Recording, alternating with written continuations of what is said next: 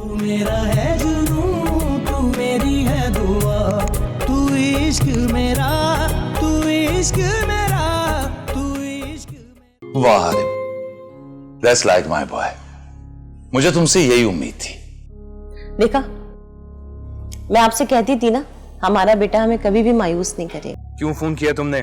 Please Haris phone बंद मत कीजिएगा। आपको एक दफा मेरी बात सुननी पड़ेगी, बस एक दफा मेरी बात सुन लें। Welcome Haris, welcome. ओह वाह, गुड डे। आओ हारिफ आओ। भाई आज ऑफिस में तुम्हारा पहला दिन है। मेरी हालत कुछ ठीक नहीं है, इसलिए मैं आपको बताने आई थी कि मैं घर से ज्यादा दूर आना जाना नहीं कर सकती। बॉस, वो लड़की आजकल नजर नहीं आ रही। हारिफ को फॉलो कर रहा हूँ। लगता है उसने Zaman group of companies join कर ली है। ऑफिस आते जाते देखा है जमान की बेटी अंबर के साथ। मुझे माफ कर दे बड़ी दी, मेरे इम्तिहान चल रहे थे, मैं आपके पास नहीं आ सकी। कोई बात नहीं बेटा, मैं जानती हूँ